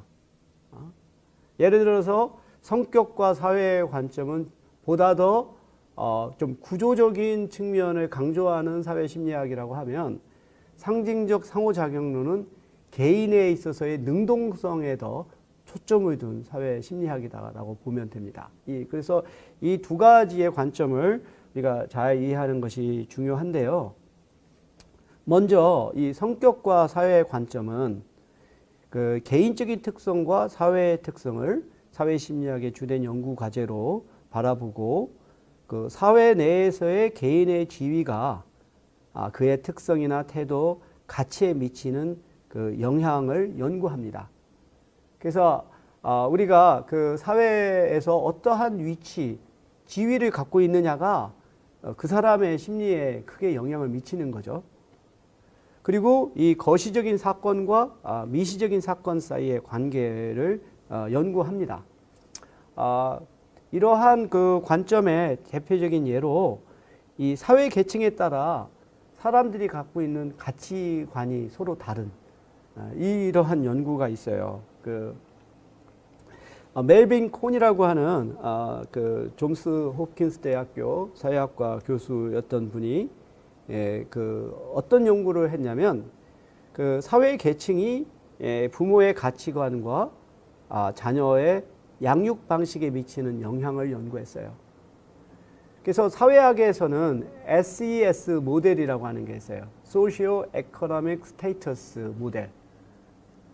그래서 사회학에서 굉장히 중요한 것은 사실은 한 개인이 사회에서 어떠한 사회 경제적인 지위 또는 성취를 이룩했느냐 뿐만 아니라 이것이 다음 세대, 자녀 세대에게 어떻게 계승이 돼서 이 계층이 더 공고화되는가, 아니면 계층이 변하는가, 이것에 관심이 있다고 봐요. 그래서 이 불평등의 문제, 계층의 문제는 사회학에서의 핵심이 되는 건데, 이렇게 세대 간에 있어서 계층 이동에 대한 지금까지의 대표적인 설명이 바로 SES 모델이에요. 그러니까 부모의 지위가 자녀의 지위로 계승이 됨에 있어서 교육이라고 하는 것이 하나의 매개 요인이 되는 거죠. 부모가 학력이 높고 또 부모가 그 소득이 많아도 그것을 합법적으로 자녀에게 계승할 수 있는 방법은 교육이라고 하는 거죠. 그래서 뭐 사교육을 통해서든 또는 뭐 그 보다 더 좋은 환경의 교육 환경에서 자녀를 교육하는 것에 투자함으로써 결국은 그게 자녀가 보다 더 유리한 교육의 기회를 받고 그러면 더 좋은 그 학력을 갖게 되고 그것이 좋은 직장과 높은 소득으로 이어지는 그래서 부모의 사회 경제적 지위가 곧바로 자녀에게 계승되는 것이 아니라 교육이라고 하는 하나의 중간적인 이 그 매개 변인을 통해서 계승된다라고 하는 것이 전통적인 사회 계층적인 세명입니다. 좀 과거에 우리 한국 사회가 굉장히 고성장 사회일 때는 바로 교육이 신분 상승의 일종의 사다리 역할을 했죠. 근데 지금은 많은 연구가 신분 상승이 아니라 오히려 그 계층을 고착화하는데 교육이 쓰여지고 있다. 이런 식으로 또 문제 제기를 하죠. 근데 이와 같은 설명에서 간과한 것이 뭐냐면 그 교육이라고 하는 굉장히 어찌 보면 물질적이고 또 구조적인 이 요인에 초점을 두고 있는데 그것만이 아니라는 거죠. 이쪽에 가치관이라고 하는 이것이 부모의 그 사회 경제적 지위를 자녀에게 계승하는데 매우 중요한 역할을 한다라고 하는 거예요. 그리고 이것이 계층마다 서로 다른 가치관을 갖고 있는데 이 그 부모의 가치관을 자녀가 학습하게 되면 그 보다 더 유리한 그 조직 환경에서 더 그 경쟁력을 발휘할 수 있게 된다는 거죠. 예를 들어서 이 전문직에 종사하는 사람들, 뭐 교수가 됐던 또는 예술인이 됐던 또는 뭐 의사가 됐던 그 이 전문직에 종사하는 사람들에게 있어서 굉장히 중요시 여기는 가치와 덕목은 독립성과 창의성이에요. 왜냐하면 전문직에서는 뭐 9시부터 저녁 6시까지 계속해서 자리에 앉아서 성실하게 일을 한다고 해서 자기가 원하는 결과를 얻는 게 아니에요. 이 전문직에 종사하는 사람들은 굉장히 창의적인 성과가 나와야 되기 때문에 여기서 중요한 것은 굉장히 자유롭고 독립적이고 민주적인 그러한 환경이 매우 중요한 거죠.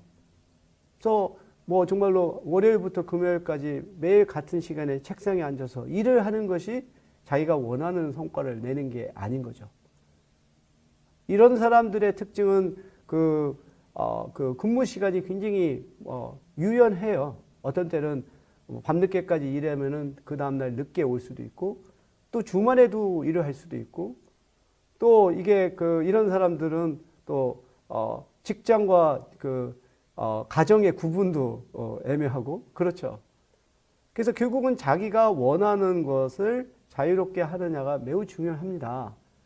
그러다 보니까 이 전문직에 종사하는 사람들은 자신의 성공에 있어서 이러한 가치관, 자율성, 독립성, 창의성, 민주성 이런 것들이 자신의 능력을 발휘하는 데 중요하다라고 생각하기 때문에 자녀를 기를 때도 이런 덕목을 가르치도록 교육을 시켜요. 그래서 자녀를 할 때 뭐 엄격하게 체벌을 하거나 어떠한 그 보상과 처벌의 방식으로 하기보다 스스로 아이들이 자기의 목표를 설정하고 그것을 실행하고 그거에 대한 인정을 하는 방식 이런 식으로 기르게 되죠. 이렇게 해서 이러한 가치관을 갖게 된 자녀들은 나중에 그런 전문직에서 일을 할 때 훨씬 더 그 덕목들이 인정받는 환경에서 일을 하기 때문에 능력을 발휘할 수가 있어요. 반면 이 근로자 계층의 직업 환경은 그렇지가 않죠. 거기선 자기가 자유롭고 독립적이고 창의적으로 한다고 해서 인정을 받는 게 아니에요. 집단의 조화가 중요하고 또 그 규칙에 따라서 행동하는 게 매우 중요하죠.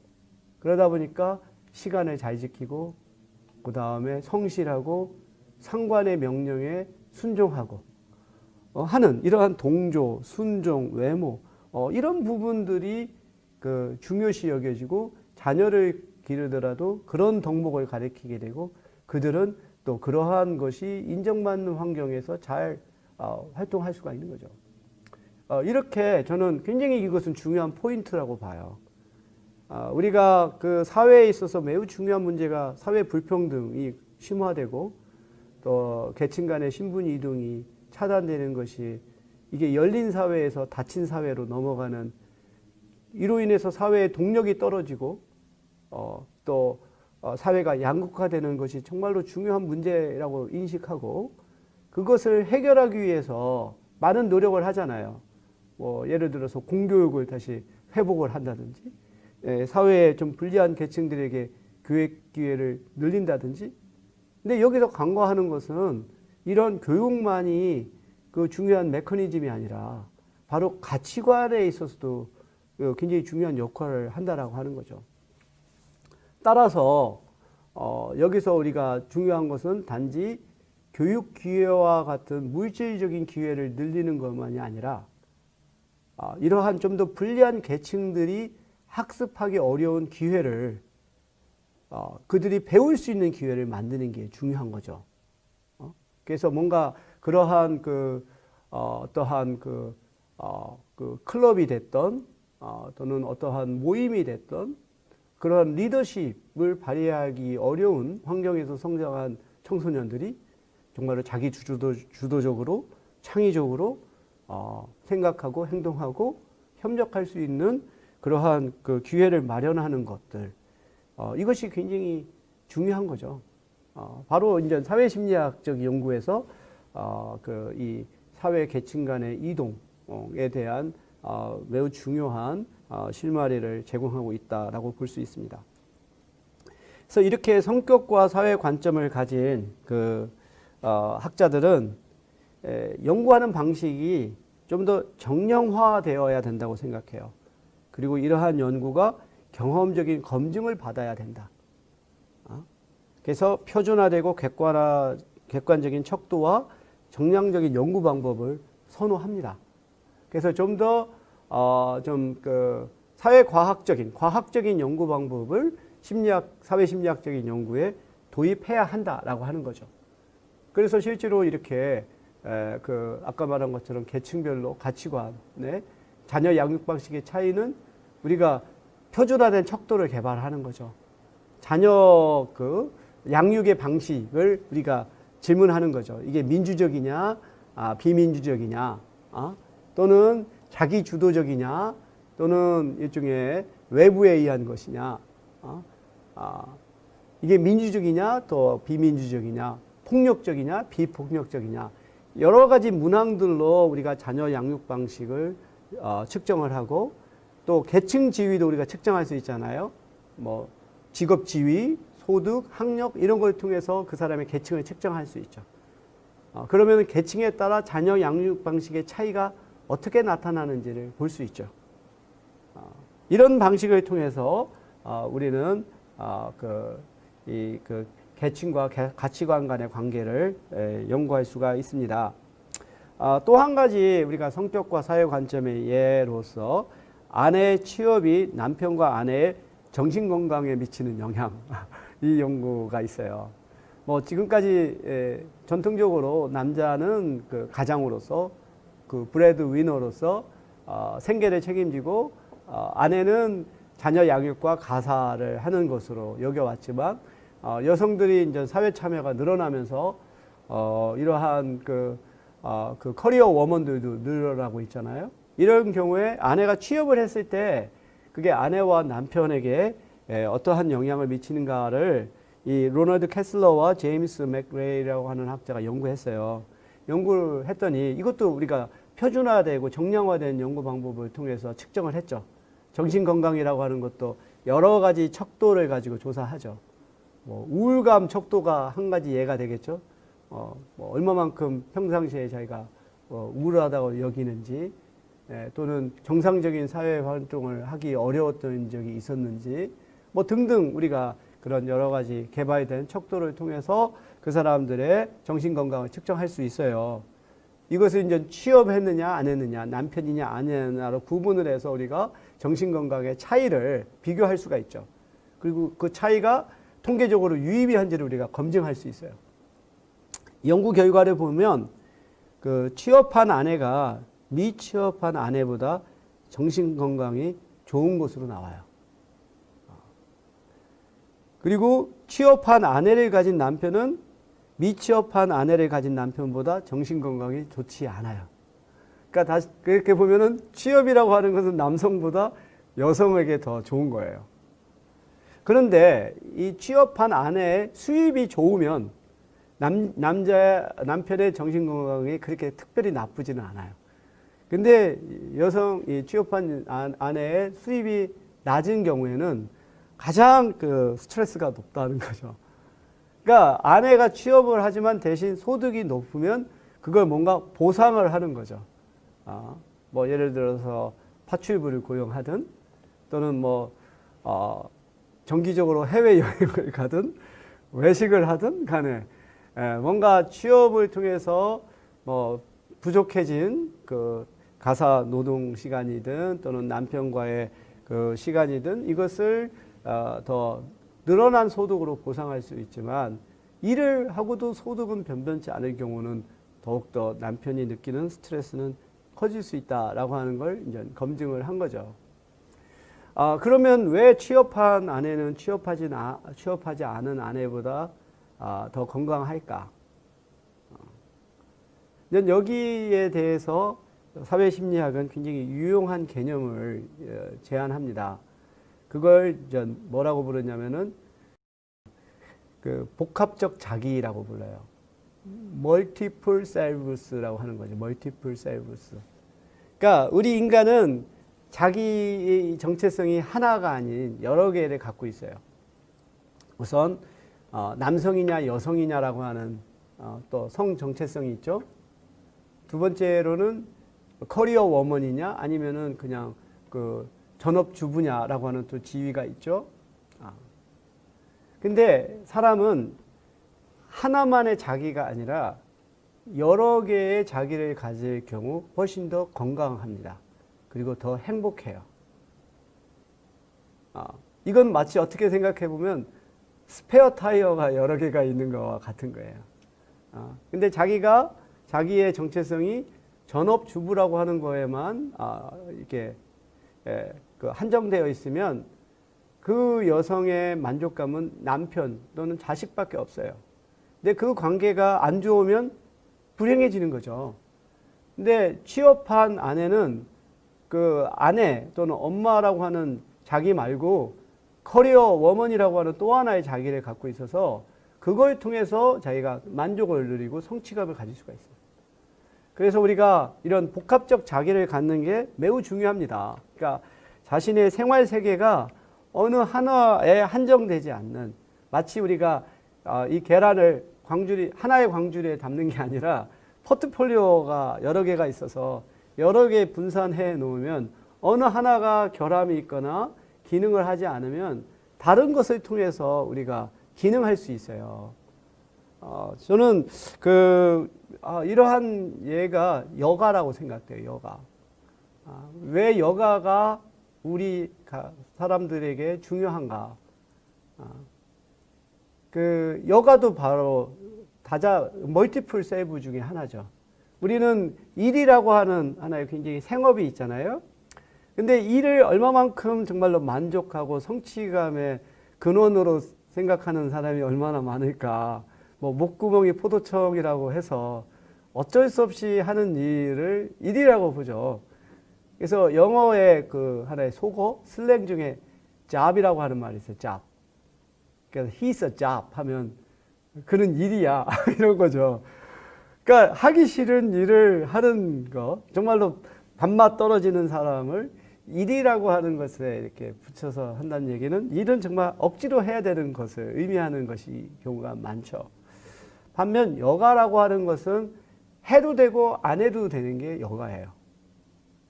근데 우리는 해도 되고 안 해도 되는 것을 할 때 자기 선택이라고 하는 게 들어가요. 그래서 자기가 선택한 거. 근데 또 선택할 때 자기가 좋아하는 걸 선택하지 자기가 못하거나 싫어하는 걸 선택하지 않죠. 그래서 자기가 좋아하고 자기가 잘하는 것을 선택하고 그것을 행하면서 우리는 만족감을 느껴요. 이게 바로 여가의 중요성이죠. 결국은 자기가 하나의 자기만이 아니라 여러 개의 자기를 갖고 있을 때 그 하나의 위험으로부터 불행으로부터 자기를 보호할 수가 있는 거죠. 그 예가 별은 이렇게 하나의 아내의 취업이 아내 당사자 또 남편에게 미치는 영향이라고 저는 설명을 하겠습니다. 반면 상징적 상호작용론은 조금 더 다른 관점을 취해요. 아까 계층이라고 하는 구조가 그 가치관이라고 하는 개인의 심리에 영향에 미쳤다고 보는 거잖아요. 반면 상징적 상호작용론은 이 실제라고 하는 것 또는 구조라고 하는 것이 결정된 것이 아니라 사회적으로 구성되고 이것은 사람들 간에 있어서 의미를 서로 주고받는 과정에서 만들어진다라고 하는 거죠. 그래서 이 상징적 상호작용론에서는 모든 것이 유동적이고 가변적이에요. 뭐 사람 간에 있어서 애정이라고 하는 것도 이게 만들어진 게 아니죠. 둘 사이에 사실은 그 하나의 그 관계를 통해서 애정의 그 본질이 나타나잖아요. 그렇기 때문에 이것은 쉽게 변할 수 있죠. 더 이상 신뢰가 사라지고 친밀감이 사라진 상황에서는 이거는 하나의 애정이 아니라 하나의 그 갈등이 되겠죠. 그래서 상징적 상호작용론에서는 바로 사람들이 그 하나의 언어라든지 또는 행동을 통해서 그 의미를 서로 주고받는 과정에서 하나의 사회 현상이 나타난다라고 봅니다. 우리가 상징적 상호작용론의 예를 든다면 여러 가지를 들 수 있어요. 근데 저는 사회학을 처음 시작할 때 도시사회학을 시작으로 했거든요. 그래서 지금 제가 하는 연구도 뭐 어찌 보면 도시사회학이라고도 볼 수 있죠. 그러니까 도시 내에서 일어나는 현상이라고도 볼 수 있으니까. 그래서 제가 좀 상징적 상호작용론의 적절한 예로 들고 싶은 것이 인지지도라고 하는 개념이에요. 코그니티브 맵이라고 하는 거죠. 우리가 하나의 지도라고 하는 것은 하나의 경계를 이렇게 보여주는 거잖아요. 우리가 뭐 대표적으로 행정지도를 생각해 봅시다. 뭐 안암동이라고 하는 행정지도가 있죠. 전체 보면 성북구 중에 안암동이 차지하고 있는 위치가 나와 있고 그 경계가 나와 있어요. 하지만 여러분이 안암동이라고 생각할 때 행정지도를 보고 안암동을 생각하지는 않죠. 자기가 평상시에 다니는 그리고 대표적인 하나의 경계선을 따라 여기는 안암동이라고 생각하죠. 대체로 고려대학교를 중심으로 해서 위치되어 있는 되게 큰 길을 중심으로 여기는 안암동이다라고 생각하죠. 그렇죠? 그래서 우리 머릿속에는 사실은 그거에 대해서 어떻게 인지하고 있느냐라고 하는 지도가 우리의 행동 영역을 결정하고 그 안에서의 상호작용에 크게 영향을 미치죠. 그래서 일찍이 그 제랄드 서틀스라고 하는 시카고 대학교의 도시사회학자는 이 슬럼과 같은 이러한 지역, 여기는 그 경찰력이 미치지 못하는 그러한 곳에서 어떻게 사회적인 질서가 나타나는가에 대해서 연구를 했어요. 굉장히 어찌 보면은 제목 자체가 좀 뭐 모순적인 영어잖아요. Social Order of the Slum. 슬럼 하면은 사회적 질서가 없는 것으로 생각하는데 그 안에서의 어떻게 사회적 질서가 나타나는가를 연구를 했는데 이 연구를 통해서 서틀스 교수가 설명하는 것은 이렇게 여러 인종들이 살고 있는 지역에서 인종과 영역에 근거한 인지 지도가 이 공권력이 미치지 못하는 슬럼에서 사회적 질서를 제공한다는 거죠. 그러니까 그 슬럼 지역에 이 서틀스 교수가 연구했던 시카고의 다운타운에 애담스 에어리어라고 하는 지역이 있어요. 지금도 애담스 스트리트가 있고 그래요. 그 지역을 관통하는 큰 도로가 그 테일러 스트리트가 있어요. 그래서 테일러 하면은 재단사잖아요. 재단사. 재단사 하면 떠올리는 게 그 당시에 이탈리안 이민자들이 많이 살던 곳입니다. 그래서 이탈리안 이민자들이 20세기 초에 이 시카고로 대거 이주하면서 그들이 애담스 에어리어라고 하는 곳에 거주하고 그들이 이제 많이 종사했던 직업이 재단사예요. 그러니까 테일러 스트리트죠. 그러던 곳이 이제 1세대가 은퇴하면서 그들이 시카고 다운타운을 떠나 교외로 넘어가게 돼요. 그러면서 2차 세계대전이 끝나고 남부에 있던 흑인들이 그 지역으로 대거 이주를 합니다.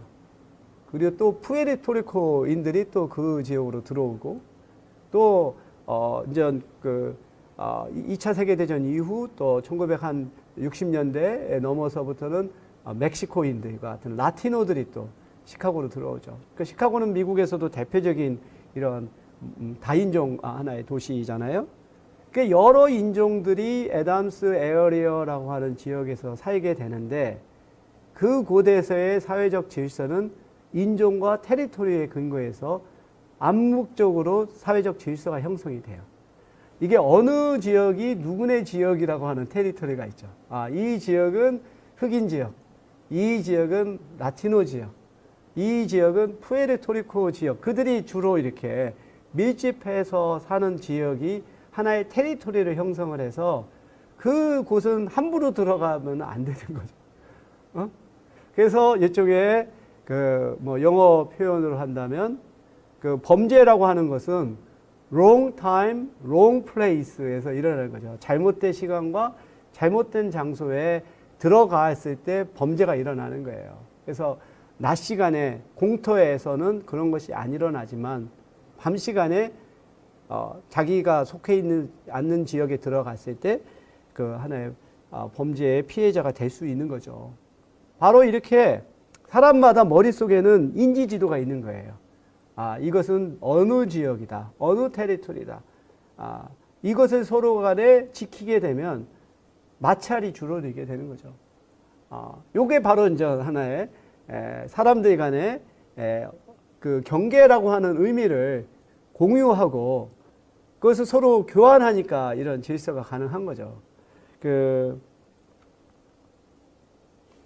이분이 바로 제랄드 서틀스 교수입니다. 안타깝게 2017년에 이제 돌아가셨는데 제가 시카고 대학교 사회학과에서 공부를 할 때 지도 교수가 서틀스 교수였어요.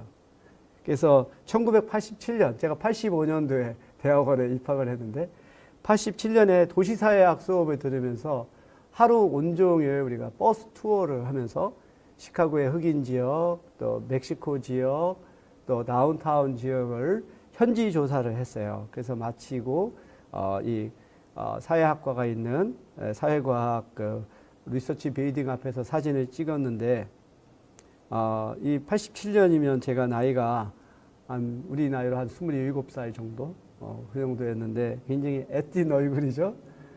그래서 저는 정말 이 서틀스 교수에게 배웠던 거 그리고 그분이 지도 학생들을 가르쳤던 방식이 저한테는 굉장히 크게 영향을 미쳐요. 그래서 저도 도시사회학이나 또 그 국제이주와 다문화 사회를 할 때 하루를 그러니까 필드워크를 나가는 것도 그러한 영향이라고 볼 수 있겠습니다. 그래서 이러한 상징적 상호작용론은 그 어떤 의미가 만들어지고 교환이 되는 것은 맥락 속에서 일어나는 것이기 때문에 맥락을 벗어난 인간의 행위를 연구하는 것은 무의미하고 적절치 않다라고 하는 거죠. 그래서 자연적인 실제 생활 속에서 이러한 사람들 간의 상호작용이 일어나야 되는 그리고 이러한 개인의 세계를 포착하기 위해서는 연구 방법이 주관적이어야 된다는 거죠. 이것을 만약에 사람들이 어떤 계량화된 방식으로 표준화된 방식으로 설문지 조사법과 같은 것을 통해서 조사할 때 이렇게 내면적이고 또 상당히 맥락적인 것을 포착하기 어렵다라고 보는 거죠. 그렇기 때문에 이제 참여 관찰이라든지 심층 면적이라든지 현지 조사와 같이 이 현장에 연구자가 들어가서 그것을 조사해야 되는 것을 강조합니다. 그래서 저는 그 상징적 상호작용론의 방법을 통해서 연구한 것으로 그 우리가 야구팀에 대한 소속감을 한번 들고 싶어요.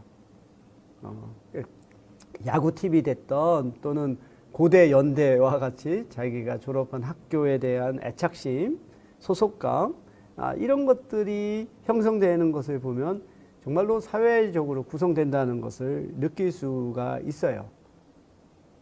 그래서 고대나 연대생들이 학교에 대한 소속감은 특히 이제 뭐 고연전이라고 하는 집단 스포츠를 통해서 함께 응원하는 과정에서 형성된다라고 볼 수 있죠. 그리고 또 우리가 기업 문화에서도 삼성맨, 현대맨이라고 하는 구분이 있죠. 최근에 와서는 조금 이 구분이 과거만큼 그렇게 뚜렷해지지는 않은 것 같아요.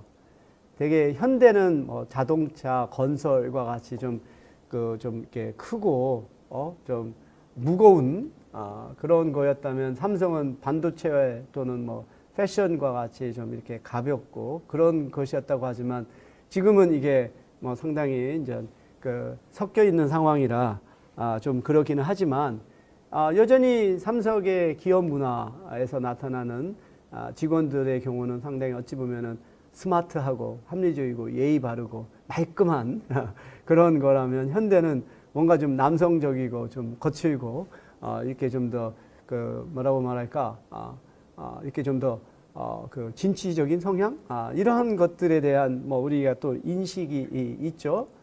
그래서 이렇게 그 결국은 사실 뭐 처음부터 우리가 특정 학교에 동문이 되는 것도 아니고 특정 기업의 직원이 되는 것도 아니잖아요.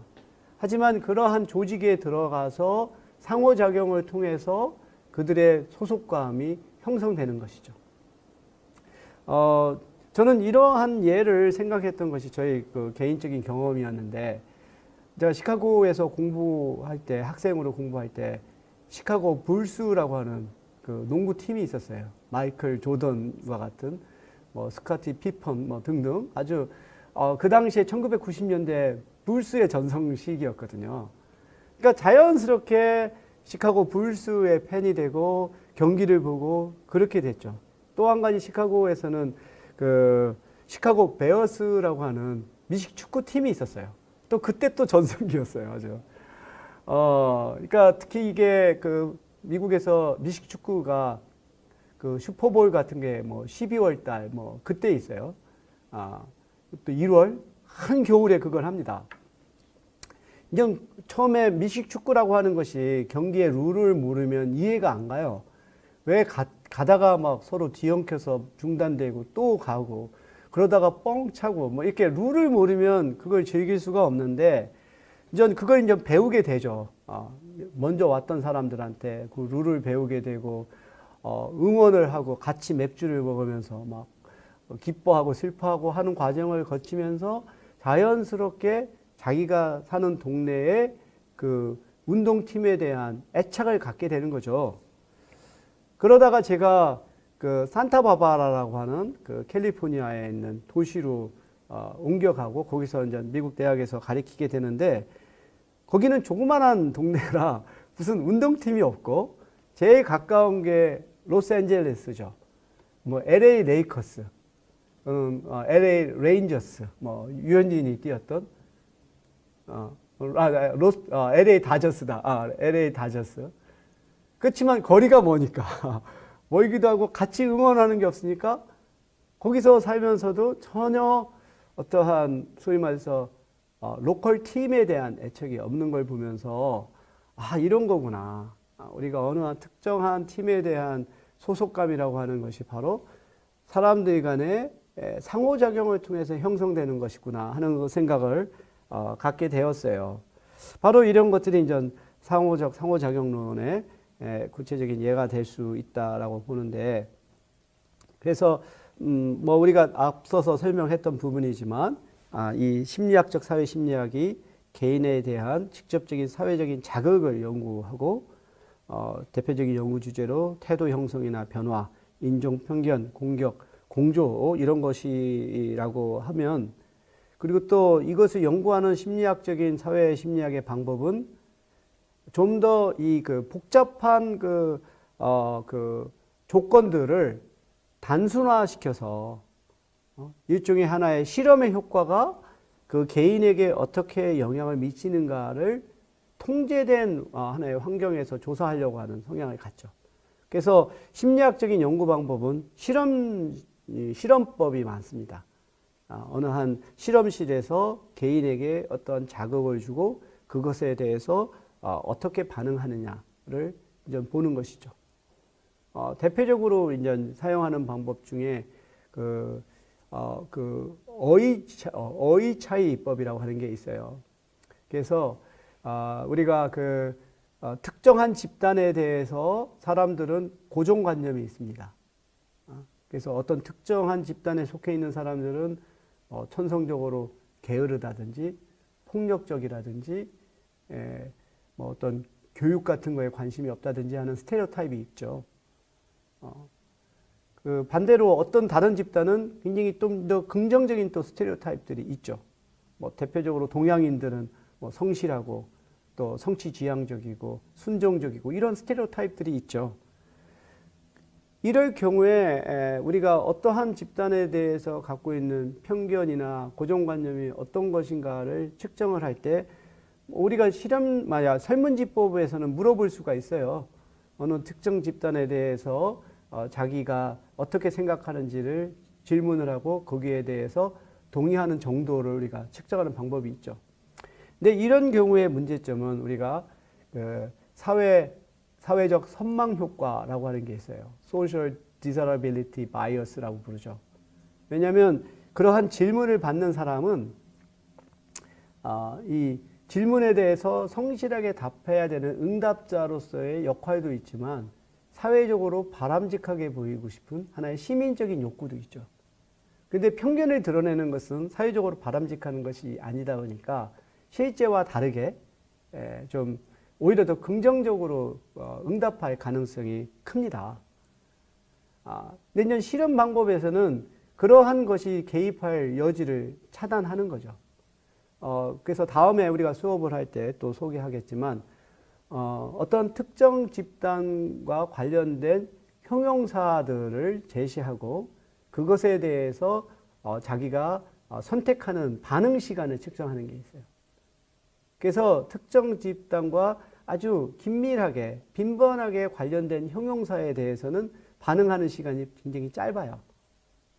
반면 그 특정 집단과 좀 이렇게 거리가 있는 동떨어진 형용사가 나왔을 때 머릿속에서 그걸 판단을 해야 돼요. 반응 시간이. 그거는 반응 시간이 더 길게 나타나는 거죠. 그러니까 이런 방법은 소셜 디사라빌리티 바이어스, 사회적 선망 효과가 들어갈 요소가 많이 줄어드는 거죠. 그래서 이러한 것들이 또 심리학적인 연구 방법에서 많이 활용된다라고 볼 수가 있습니다. 이 사회심리학에 대해서 오늘은 우리가 상징적 상호작용론을 소개했는데 다음 시간에는 사회심리학의 여러 가지 이론들을 한번 소개를 할까 합니다. 앞으로 배울 사회심리학의 어떤 주요한 개념들, 이론들이 바로 이러한 큰 틀 안에서 나타나는데 다음 시간에는 좀 핵심적인 개념들만 살펴보는 것으로, 그래서 뭐 예를 들어서 상징적 상호작용론, 사회적 학습이론, 교환이론, 역할이론, 귀인이론, 정신분석학, 인본주의 심리학, 긍정의 심리학 등등 이런 것들이 있습니다. 그래서 끝으로 저는 좀 사회학적인 사회심리학 또 심리학적인 사회심리학에 대해서 그 차이점들을 이렇게 소개를 했는데 결과적으로는 이 두 가지가 서로 상호 보완적이고 통합이 되어 때 보다 더 완전한 설명을 할 수가 있다라는 거예요. 그래서 이 두 가지 관점은 공통적으로 그 개인이 구성하는 주관적인 세계를 연구하는 것이고, 그리고 환경도 그거 자체로 존재하는 것이 아니라 개인들이 인식하는 것에 의해서 구성된다라고 하는 생각을 갖고 있습니다. 미국의 대표적인 사회학자로 고전 사회학자라고 볼 수 있겠는데 W.I. 토마스라고 하는 분이 아주 유명한 하나의 그 정의를 했어요. 그러니까 누군가 상황이 실제라고 정의하면 그 결과로서 상황은 실제가 된다라는 거죠. 그러니까 실제 어떤 상황이라고 하는 것이 그거 자체로 존재하는 것이 아니라 이것을 우리가 어떻게 정의하느냐에 따라 결국 우리가 해석한 바에 따라 실제가 우리에게 영향을 미치는 거죠. 그래서 실제가 어떤 것인지는 사실 모르죠. 그것이 처음부터 그런 실제가 되는 게 아니라 우리가 그걸 어떻게 정의하느냐에 따라 다르는 거예요. 근데 일단 우리가 어떻게 정의하느냐에 따라 그것이 결과로서 우리에게 영향을 미치는 겁니다. 이와 같은 것의 대표적인 예가 자성적 예언이라고 하는 개념이 있어요. 영어로 말하면 self-fulfilling prophecy라고 하는 개념이죠. 자성적 예언 또는 자기 실현적 예언. 뭐 예를 들어서 그 선생님이 어느 한 학생에게 대해서 어떤 특정한 성 또는 특정한 인종의 또는 특정한 계층의 학생에게 너는 안 돼. 네가 아무리 해봤자 그 벽을 넘을 수 없어. 라고 이렇게 생각하게 되면 그 학생을 대응하는 태도가 그거로 인해서 영향을 받죠. 그래서 학생이 질문을 하더라도 그것을 진지하게 받아들이기보다 오히려 뭐 수업을 방해하는 것으로 행동하거나, 그러면 선생이 그 학생에게 대해서 굉장히 부정적으로 대응하면 그 학생은 포기하게 되죠. 그래서 뭔가 자기가 공부를 하는 것에 의미를 찾지 못하게 되고, 그러면 이쪽에 학업 성취 결과가 낮게 나오죠. 그러면 그게 결과가 되는 거예요. 이거 봐, 내가 예측했던 대로야 라고 하는 거죠. 바로 이렇게 그 학생의 능력을 선생이 실제라고 정의하게 되면 그 결과로서 결과가 그렇게 나타나는 거. 이런 것을 그 W.I. 토마스가 바로 상황 정의, definition of situation이라고 하는 개념을 통해서 얘기하고 있습니다. 이러한 그 심리학적인 그 사회심리학과 또 사회학적인 사회심리학을 통합한 연구 방법의 예가 그 캐롤린 셰르프라고 하는 학자가 실행한 로버스 케이브라고 하는 연구였어요. 그러면 이렇게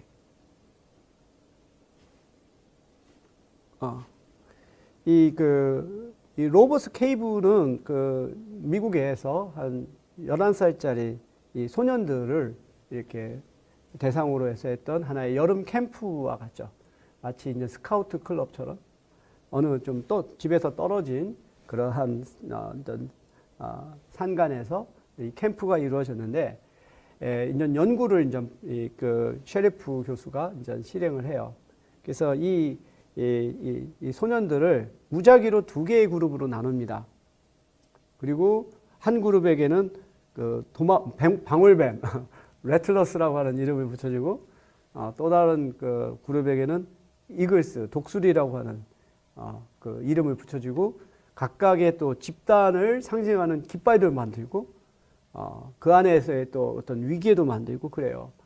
그래서 처음에는 무작위로 이렇게 구분했죠. 그러니까 처음부터 뭐 집단 정체성이라고 하는 게 없는 건데, 단지 임의적으로 이렇게 구분을 하고 하다 보면서 점차 집단 간의 소속감이 생기고 내 집단, 외 집단이라고 하는 감정이 생겨요. 그러면서 이들이 만나면 싸우고 시비 걸고 싸우고 뭐 이렇게. 그래서 뭔가 좀 이 갈등을 풀려고 피크닉을 한번 열었더니 이게 난장판이 돼버렸어요. 그래서 이 문제를 어떻게 풀어야 할까 고민하게 되는데, 여기에서 이제 어떤 그 사건이 나타나냐면, 그 캠프에 이 파이프가 있어서 그 계곡에서 물을 끌어와 가지고 캠프에 공급했는데 중간에 파이프가 깨졌는지 식수가 공급이 안 되게 됐어요. 그래서 식수의 중단이라고 하는 공통의 문제에 처하게 되다 보니까 이 두 그룹이 협력해야 됐어요. 그래서 이 산을 올라가서 어디에서 파이프가 깨졌는지를 찾고 그것을 수리하는 그 과정을 해서 결국은 식수 문제를 해결했죠. 서로 이렇게 갈등하던 두 집단이 공통의 상위 목표를 갖게 되면서 그들 간의 협력이 이루어지게 되면서 이 집단 간의 갈등이 해결이 되고 편견이 감소가 되는 거죠. 이러한 예는 이 다음에 우리가 편견 감소의 해결에 있어서 그 접촉 가설이라고 하는 것에 연결이 됩니다. 서로 편견을 갖고 있는 두 집단이 결국은 상위의 목표를 갖고 동등한 지위에서 지속적인 그 접촉을 하게 될 때, 그리고 그 집단에서 그들을 조정할 수 있는 그러한 그 역할자가 있을 경우에 이러한 접촉이 늘어나면 편견이 감소된다라고 하는 하나의 그 설명이죠. 바로 이 로버스 케이브 연구를 통해서 그 캐롤린 셰레프는 이 사회학적인 심리학과 심리학적인 사회 심리학을 통합을 했어요.